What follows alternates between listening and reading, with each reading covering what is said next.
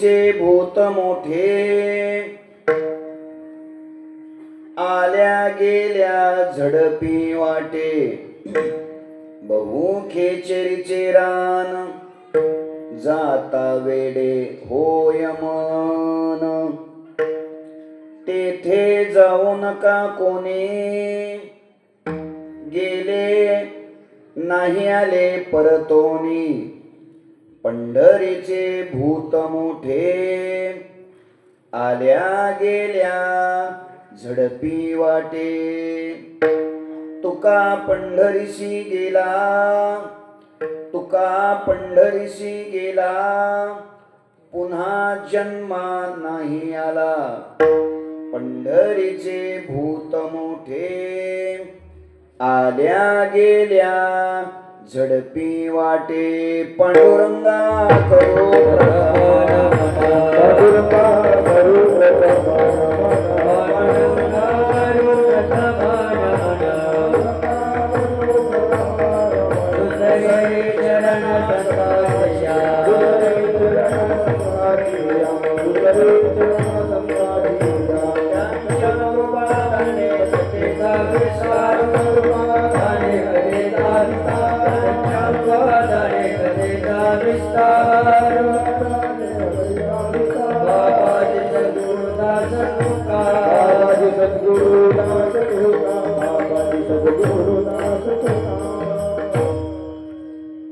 नमो सद्गुरो तुकया ज्ञान दीपा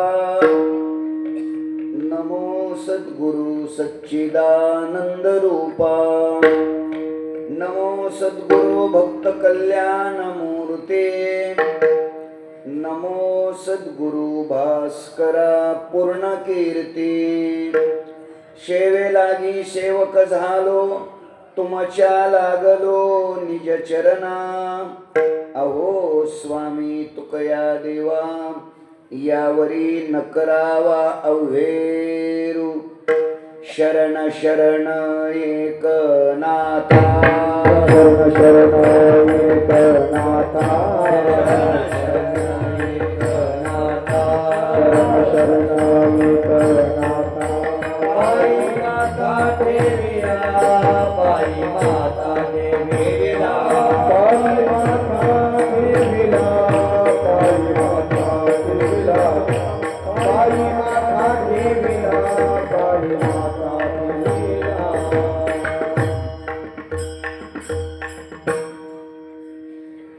पंढरीचे भूत मोठे आल्या गेल्या झडपी वाटे पंढरीचे भूत मोठे आल्या गेल्या झडपी वाटे अनंत कृपा विभूषित विश्ववंद्य विश्वसंत संत श्रेष्ठ जगद्गुरु श्री तुकोबाराय यांच्या अभंग गाथेतील पंढरीपर प्रकरणातील 4 चरणाचा अभंग सेवेकरिता घेतलेला आहे.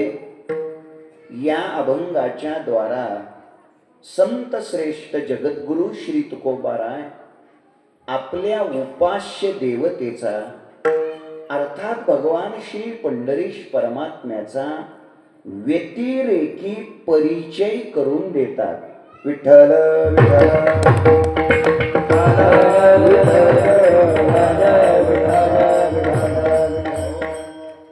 अनंत कोट ब्रह्मांड नायक अकारण कारण करुणा वरुणालय अखिल गुणनिधान भक्तवत्सल जगदाधार रुक्मिणी प्राण संजीवन भगवान श्री पंढरीश परमात्म्याच्या असीम कृपेद्वारा ज्ञान कैवल्य तेजोनिधी विश्वमाऊली ज्ञानोबाराय वैराग्य शिरोमणी संत हृदय सम्राट विश्ववंद्य जगद्गुरु श्री तुकोबाराय आदी करून सर्व संत महंतांच्या आशीर्वादाने उपस्थित संत महंत भाविक सज्जन माता भगिनी संपूर्ण छत्रपती संभाजीनगर जिल्ह्यातून रत्नपूर तालुक्यातून, शेजारच्याही अनेक तालुक्यातून या अत्यंत ऐतिहासिक असलेल्या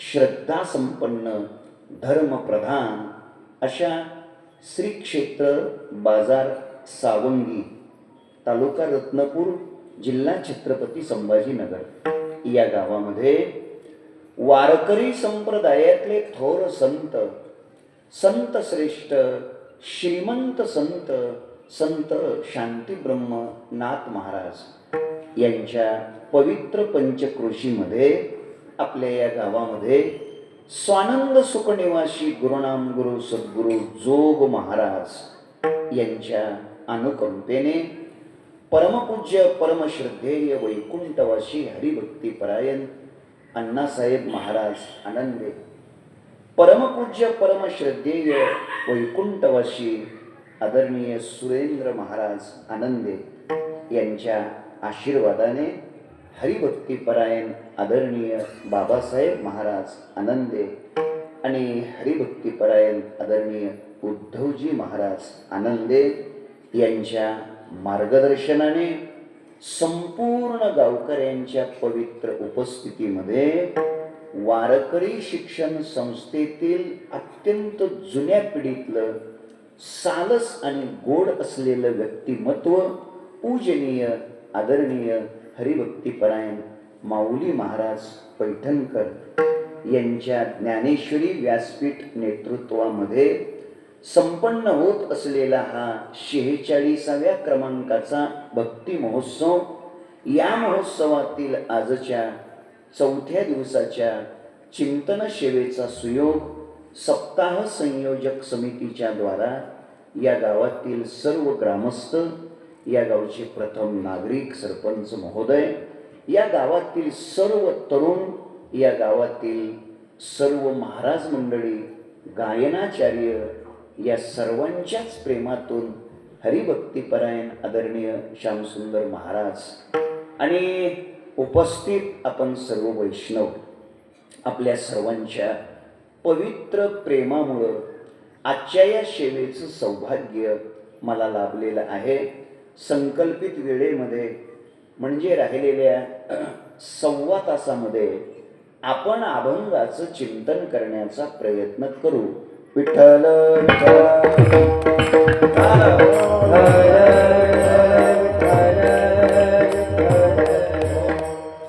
मोठ्या श्रद्धेने, अत्यंत उत्साहाने, भावपूर्ण हृदयाने आपण सर्वजण इथे आलात.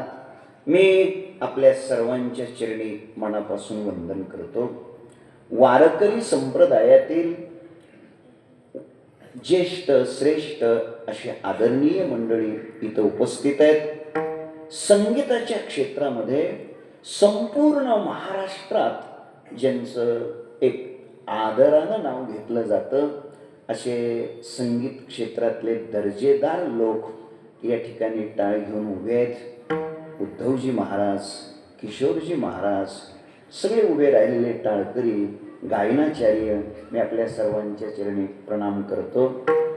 संपूर्ण महाराष्ट्राला, महाराष्ट्रातल्या अत्यंत गोड अशा गुणीजनांना मृदंगाची दर्जेदार साथ देणारे आदरणीय चंदू महाराज, त्यांच्याही चरणी वंदन करतो. वारकरी संप्रदायाची साधना करणारा जो साधक आहे, त्या साधकावर आपल्या मुलापेक्षा सुद्धा जास्त प्रेम करणारे श्रोते माझ्या समोर येऊन बसलेले आहेत. या सर्व श्रोत्यांच्या आणि माझ्या माता भगिनी या सर्वांच्या चरणी मी नतमस्तक होतो. पूजनीय श्रद्धेय, मी जन्मण्याच्या अगोदर हे वारकरी शिक्षण संस्था सुटलेले आहे असं हे जुनं व्यक्तिमत्व आहे, जुनं व्यक्तिमत्व आहे. माऊली महाराज इथं उपस्थित आहेत, त्यांच्याही चरणाला मी नतमस्तक होतो. विनेकरी, चोपदार आणि अत्यंत गोड अशी दर्जेदार लाऊडस्पीकरची व्यवस्था इथे केलेली आहे. याचे मालक, ऑपरेटर जे असतील त्यांनाही मी खूप खूप धन्यवाद देतो, शुभेच्छा देतो.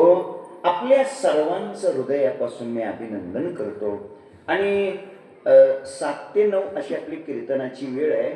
थोडंसं एक 6-7 मिनिट 8 मिनिटं मला इथे येईपर्यंत थोडा उशीर झाला. 7:10 मी इथे आलो. तुम्हाला 10 मिनिटं वाट पाहावी लागली, त्याबद्दल मी आपली सगळ्यांची दिलगिरी व्यक्त करतो. शहाण्या माणसानं 2-2 चुका करायच्या नसतात आणि म्हणून मी आता उशिरा आलो, ही थोडी पहिली चूक झाली, बरोबर. आता दुसरी चूक मी अजिबात होऊ देणार नाही.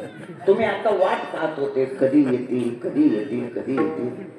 आता मी अजिबात वाट पाहू देणार नाही, कधी संपवतील कधी संपवतील. मी अगदी लवकरात लवकर वेळेच्या आत 10:30-11च्या आत संपवणार. शेठजीने मला पोटभर जीव घातले.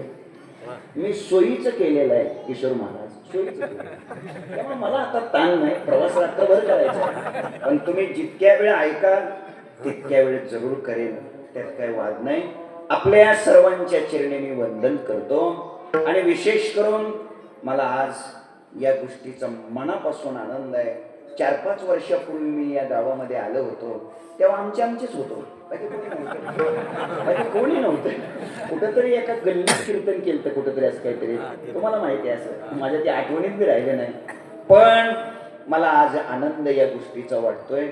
निसर्गाची एका अर्थाने अवकृपा असताना सुद्धा, अवकृपा म्हणावी लागेल, अवकृपा असताना सुद्धा, प्रचंड पाऊस आलेला असताना सुद्धा हा इथे दर्जेदार सभामंडप आहे. हा सभामंडप ज्यांनी बांधला असेल, या सभामंडपाला ज्यांनी सहकार्य केलं असेल, त्यांना मी कोटी कोटी धन्यवाद देतो. मला सांगा, आज जर हा सभामंडप, बरोबर आहे ना, काय पत्र्याचं असं काय जास्त जर नसता तर आज आपली परिस्थिती भयानक झाली असती. तेव्हा त्यांचं मी अभिनंदन करतो.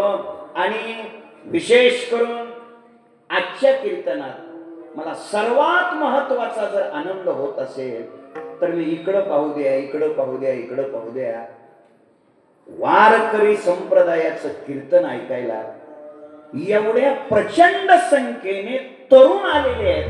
त्या तरुण मुलांचं मी मनापासून अभिनंदन करतो.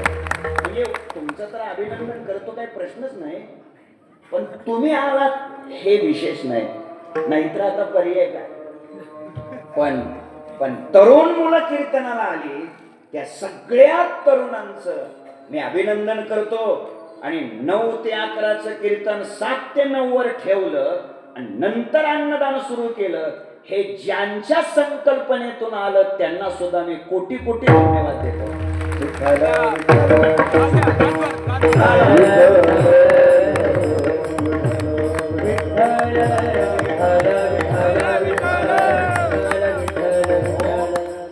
आपल्या सर्वांचं अभिनंदन. आणि आज मी एक छोटी विनंती आपल्या सगळ्यांना करणार आहे, चालेल? एक छोटी विनंती करतो. आपल्यापैकी जर कोणाच्या जवळ मोबाईल असेल, बहुतेक माझा अंदाज आहे आपल्यापैकी मोबाईल कोणाकडेच नसेल, पण जर चुकून कोणाकडे मोबाईल असेल तर आपण त्याचं नरड दाबून ठेवा. माननीय मुख्यमंत्री देवेंद्रजी फडणवीस साहेब, त्यांना सांगा सध्या मी कीर्तनात बसलोय, 9च्या नंतर आपण बोलू. तुमचं काय पंचायत समितीचं काय असं ते 9च्या नंतर बोला. 9 वाजेपर्यंत कोणाचा मोबाईल वाजणार नाही याची दखल घ्या. कीर्तन चालू असताना Facebook, YouTube, Twitter, WhatsApp, Instagram असलं बघत बसू नका. मी रात्रभर दिवसभर प्रवास करून इथपर्यंत आलोय. मी जीव तोडून तुमच्याशी बोलायचं आणि तुम्ही मात्र मोबाईल चिवडीत बसायचं, हे वागणं बरं नव्हे. याकरता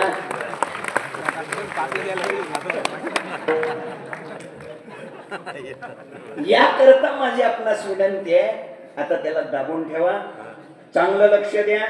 कीर्तनात जेव्हा जेव्हा विठ्ठल विठ्ठल म्हणण्याची संधी येईल तेव्हा मुखानं विठ्ठल विठ्ठल म्हणा. टाळी वाजवण्याची जेव्हा जेव्हा संधी येईल तेव्हा हाताने टाळी वाजवा. तुम्ही इमानदारीनं भजन करा, मी इमानदारीनं 9ला करेक्ट थांबतो. विठ्ठल विठ्ठल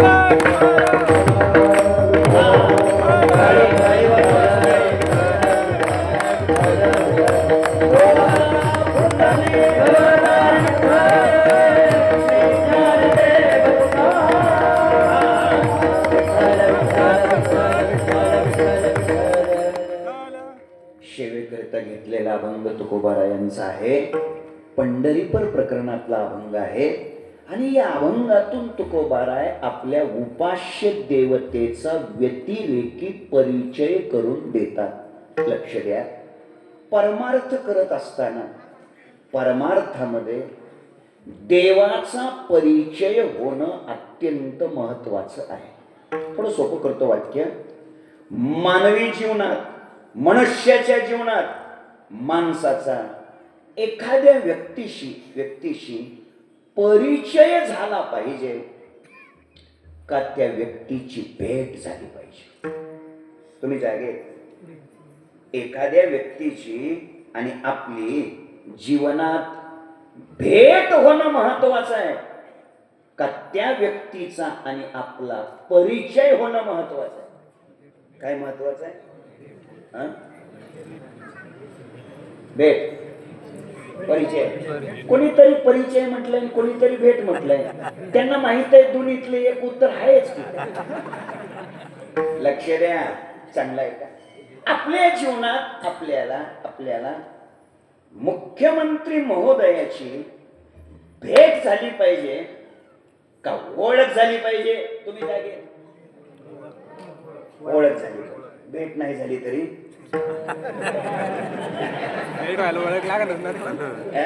लक्ष द्या, नीट लक्ष द्या. कीर्तन हे प्रोटोकॉल म्हणून ऐकायचं नाही, लक्ष देऊन ऐकायचं. काय महत्वाचे? भेट महत्वाची.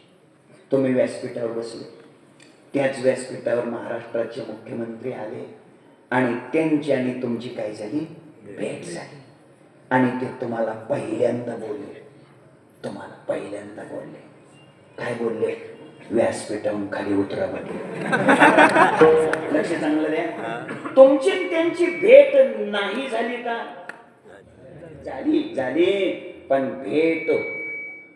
भेट होऊनही तुम्हाला व्यासपीठावरून काय करावं लागलं? खाली उतरावं लागलं. कशामुळे?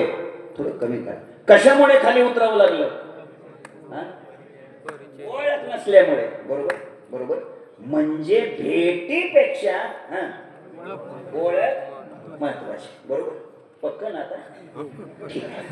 मग जर असंच तुमचं म्हणणं असेल, ओळख महत्वाची आहे, तर मग मी जर आत्ता इथे असं म्हणायला लागलो, माननीय नरेंद्रजी मोदी यांच्याने माझी खूपच ओळख आहे, असं जर मी म्हणायला लागलो तर ही माझी वाक्य तुम्हाला पटतील का? बोला की नाही पटायचे का? किरकोळ समजतं का मला? तुम्हाला ते नाही पटायची वाक्य तुम्ही काय म्हणाल? महाराज ओळख आहे काय सांगायला लागले? त्यांची तुमची कधी भेट झाली का? म्हणजे ओळखीपेक्षा नाही केल्यावर कसं व्हायचं आपलं?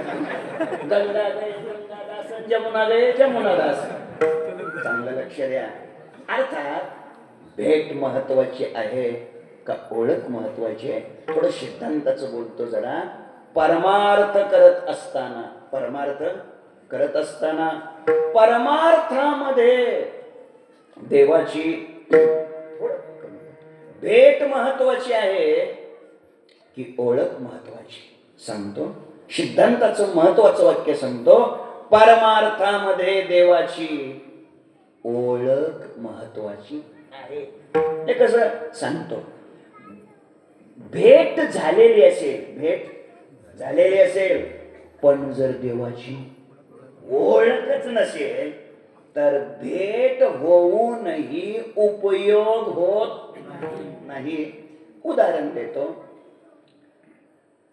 भगवान कृष्ण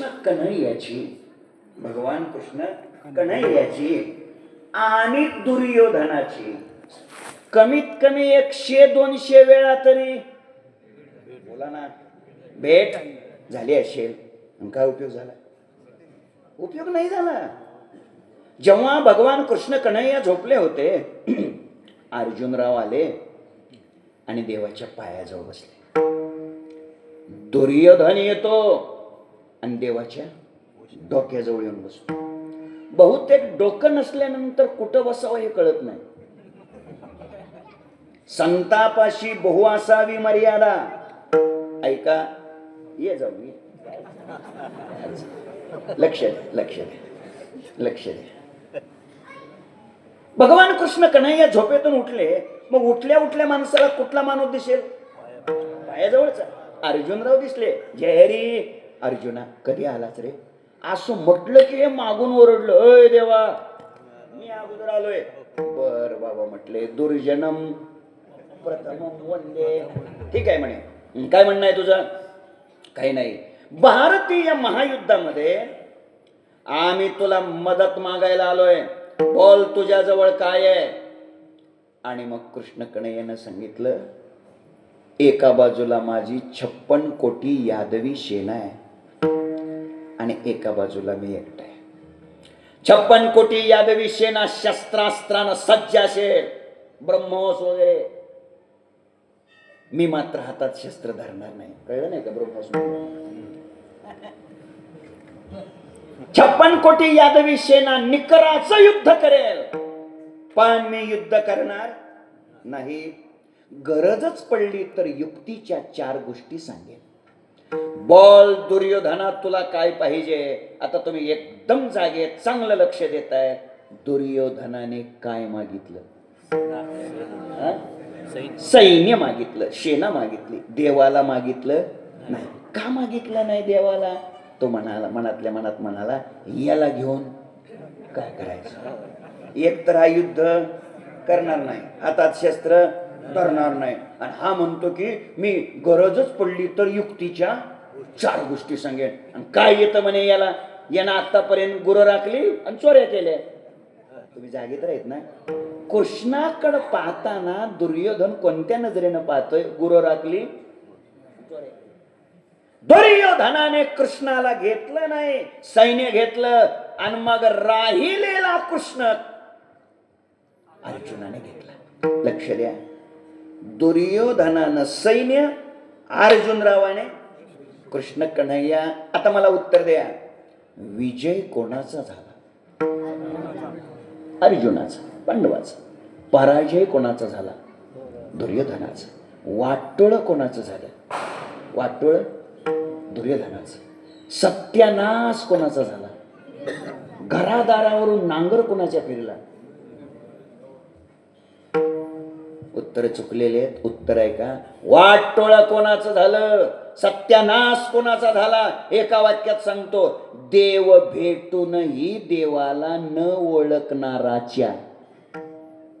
मुद्दा लक्षात येतोय का? बघा, दुर्योधनाची आणि देवाची भेट झाली, पण देवाला ओळखलं नाही. अर्जुनाची आणि देवाची भेट झाली ना, अर्जुनाने देवाला काय केलं? ओळखलं. थोडक्यात या चिंतनातून सिद्ध हे होत आहे, भक्तीमध्ये, परमार्थामध्ये देवाची ओळख महत्वाची आहे, भेट नाही महत्वाची. का भेट? एक वाक्य सांगतो, आहो देव भेटण्यासाठी परमार्थ करायचाच नसतो. बरोबर? घाबरले का? तुम्ही घाबरू नका. देव भेटण्यासाठी परमार्थ करायचाच नसतो. का? तो भेटलेलाच आहे. जवळी असता जग जीवन, का धांडोळसी वन. तो तुमच्या माझ्या प्रत्येकाच्या जवळच आहे. तो भेटलेलाच आहे. तो आपल्या जवळ आहेच. तैसा हृदयामध्ये मिरामो असता. तो तुमच्या माझ्या प्रत्येकाच्या हृदयात आहेच. म्हणजे देवाची आपल्याला प्राप्ती आहेच आहेच. फक्त देवाचा काय नाही, परिचय नाही. प्राप्ती महत्वाची नाही परमार्थात.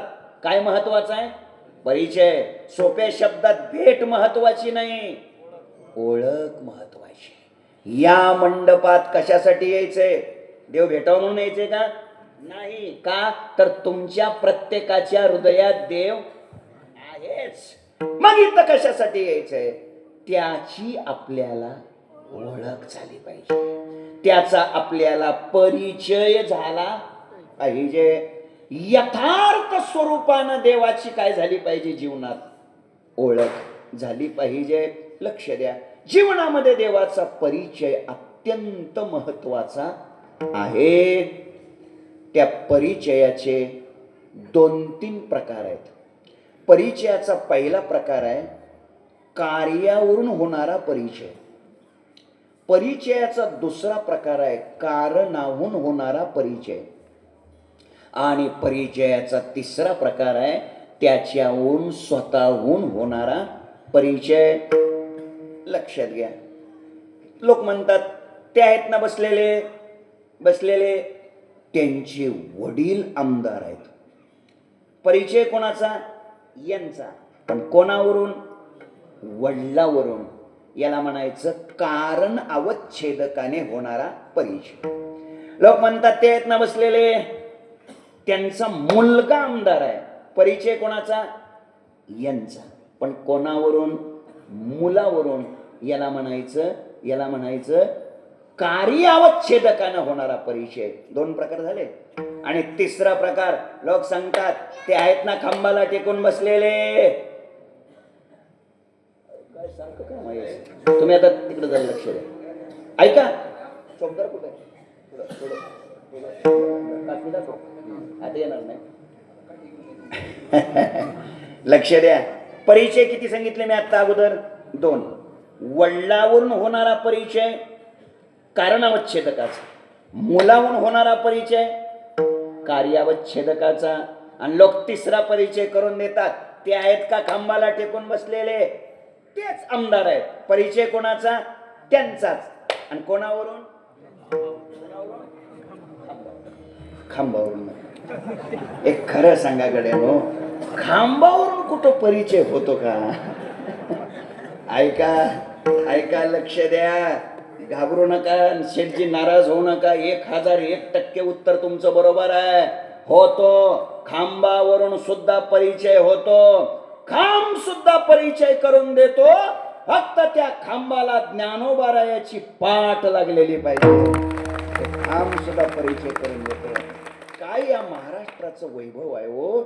श्री क्षेत्र नेवासा इथे ज्ञानोबाराय त्या पैस खांबाला टिकून बसले आणि ज्ञानेश्वरी सांगितली. आज त्या खांबाचं मंदिर आहे. कशाचं मंदिर आहे नेवाशाला? पैस खांबाचं मंदिर आहे. माझा मुद्दा इतकाच आहे, खांब सुद्धा परिचय करून देऊ शकतो. फक्त साधूची पाठ लागली पाहिजे. साधूचा स्पर्श झाला पाहिजे. मला इतकंच म्हणायचंय, त्या खांबाकडं ज्ञानोबारायाची पाठ होती तरी त्याचं मंदिर झालं. ज्ञानोबारायाने जर आपल्याकडं तोंड फिरवून पाहिलं तर आपल्या जीवनाचा उद्धार झाल्याशिवाय राहणार नाही. लक्षात ठेवा. माझ्या बोलण्याचा आशय इतकाच आहे, परिचय कोणाचा? त्यांचाच. आणि कोणावरून? त्यांच्यावरूनच. याला म्हणायचं स्वरूप अवच्छेदकाचा परिचय. ठिकठिकाणी संत वाङ्मयामध्ये देवाचा परिचय करून दिलेला आहे. परिचय शब्द सोपा करायचा असला तर ओळख करून दिलेली आहे. आणि मग लक्षात ठेवा, परमार्थ का करायचा? साधना का करायची? या मंडपात इथं का यायचं? पक्क डोक्यात ठेवा. देवाचा परिचय करून घेण्यासाठी. प्राप्ती नाही. इथं काय यायचं? देवाची ओळख करून घेण्यासाठी. भेट नाही, कारण तो भेटलेला आहेच. कारण त्याची प्राप्ती आपल्याला आहेच. फक्त महत्वाचा आहे देवाचा काय झाला पाहिजे? परिचय. आणि म्हणून ऐका, संत वाङ्मयात जागोजागी देवाचा परिचय करून दिलाय. एका अभंगामध्ये देवाचा परिचय असं करून दिलेला आहे, सार्वभौम राजा असा पांडुरंगाचा काय करून दिलाय परिचय. पंढरपूर पाटणीला महाराज सार्वभौम. सार्वभौम राजा हाच देवाचा काय परिचय. एका अभंगामध्ये देवाचा असाही परिचय करून दिलेला आहे, मोकाशी ही पदवी आहे. लक्षात ठेवा, मोकाशी असा परिचय करून दिलेला आहे. महाराज सांगतात, भीमा तीरी एक वसविले नगर, त्याचे नाव पंढरपूर रे. तेथील मोकाशी 4 भुजा त्याशी, बाईला 16,000 रे.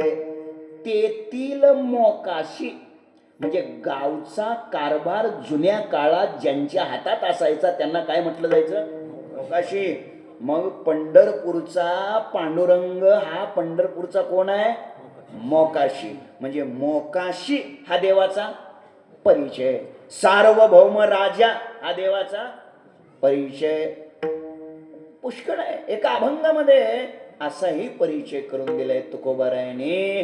तुकोबाराय सांगतात परमात्मा कोण आहे? परमात्म्याचा परिचय करून देताना सांगतात, आमा घरी एक गाय दुभत आहे, पानान समाये त्रिभुवनी. तुकोबाराय सांगतात आमच्या घरी एक गाय आहे. गाय तिचा पाना त्रिभुवनात मात नाही. तिचा रंग कसा आहे? सावळा तिचा रंग आहे. श्रीधरा तिचं नाव आहे. 14 भुवनामध्ये ती चरायला जाते. वानते सावळी नावते श्रीधरा, चरे वसुंधरा 14 भुवने. वत्सना ही माय भलत्या सवे जाय, कुरवाळी तोला हे भाव भरणा. पुढे सांगतात तुकोबाराय तिला 4 स्तन आहेत. चौधारी क्षीर उळली अमुक. 4 स्तन आहेत. ऋग्वेद, यजुर्वेद, अथर्ववेद, साम 4 स्तन आहेत. धाले सनकादिक सिद्ध मुनी. तुका म्हणे माझी ते भूकते काय, जोगाविते माय तिन्ही लोक. या 3ही लोकाचं भरण पोषण करणारी गाय आमच्या घरी आहे आणि तिचं नाव काय आहे? श्रीधरा. म्हणजेच कोण? पांडुरंग परमात्मा. बघा म्हणजे तुकोबारायाने देवाचा काय काय परिचय करून दिला? पहिला परिचय करून दिला सार्वभौम राजा. दुसरा परिचय करून दिला मोकाशी. तिसरा परिचय करून दिला गाय. आम्हा घरी एक गाय दुभत आहे. अजून देवाचा परिचय करून दिला एका अभंगात. तुकोबाराय सांगतात वैद्य ते एक पंढरीराव, अंतर्भाव तो जाणे. महाराज सांगतात वैद्य ते एक पंढरीराव. पांडुरंग परमात्मा हाच कोण आहे? वैद्य. वैद्य म्हणजे डॉक्टर. पूर्वीच्या काळी वैद्य असायचे. आता त्यांना आपण काय म्हणतो? डॉक्टर असं म्हणतो. पूर्वीच्या काळी वैद्य असायचे आणि ते खूप तरबेज असायचे. खूप तरबेज. महिला जर रोगी असेल तर आतल्या घरात महिला बसलेल्या असायच्या. त्यांच्या मनगटाला दोरा बांधायचा. दोऱ्याचं दुसरं टोक त्या वैद्याच्या हातात असायचं.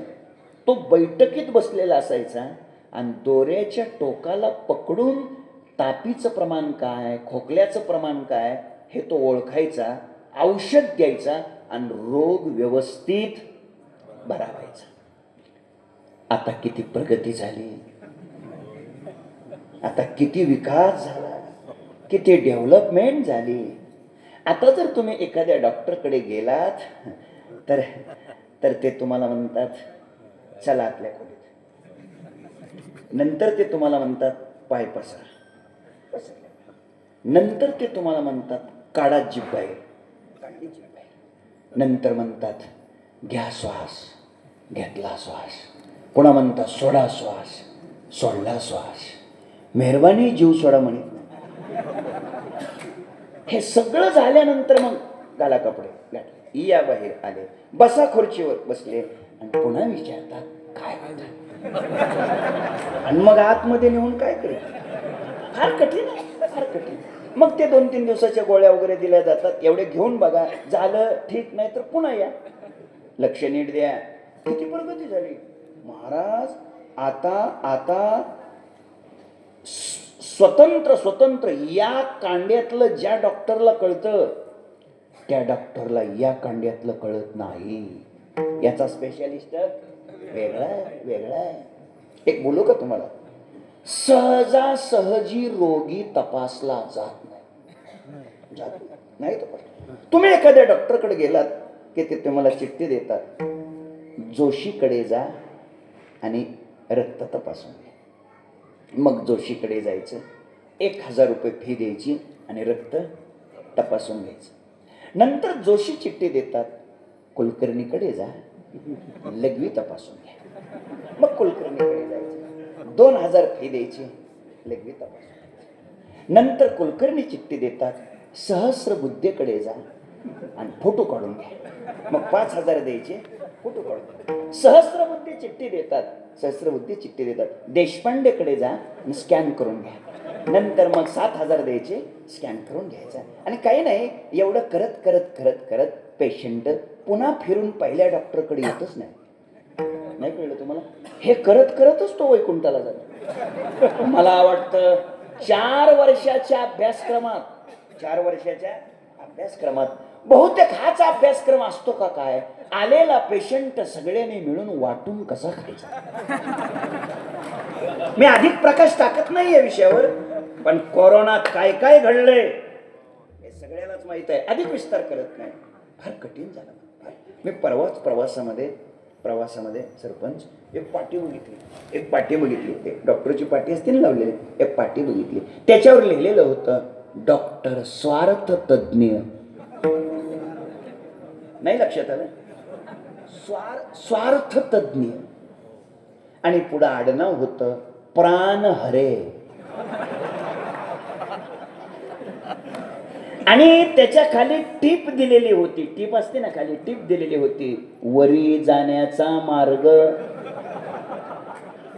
याचा अर्थ नीट ऐका, याचा अर्थ मी कोणा एका व्यक्तीच्या डॉक्टरच्या विरोधात इथं कीर्तन करायला आलेलो नाही, हे लक्षात ठेवा. मी डॉक्टरला कलियुगातला देव समजतो. डॉक्टरला कलियुगातला देव समजतो. फक्त माझी विनंती एवढीच आहे, डॉक्टरनं रोग्यासाठी जगलं पाहिजे. डॉक्टरनं रोग्यासाठी जगलं पाहिजे. श्रीमंतानं गरिबासाठी जगलं पाहिजे.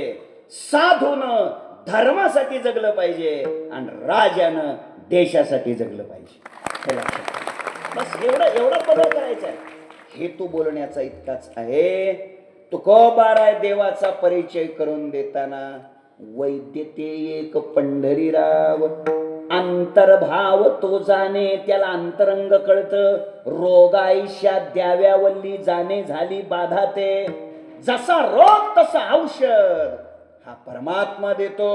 म्हणून तुकोबाराय पांडुरंगाचा परिचय वैद्य म्हणून करून देतात, मोकाशी म्हणून करून देतात, सार्वभौम राजा म्हणून करून देतात, गाय म्हणून करून देतात. असा चांगला परिचय करून देता देता देता एकदम महाराजांच्या डोक्यात काय आलं कोणास ठाऊक, मनाला न पटणारा, बुद्धीला न आवडणारा, कधीही न ऐकलेला बिभत्स असा व्यतिरेकी परिचय जगद्गुरु तुकोबाराय सेवेकरिता घेतलेल्या अभंगाच्या पहिल्या चरणात करतात. पंढरीचे भूत पंढरीचे पंढरी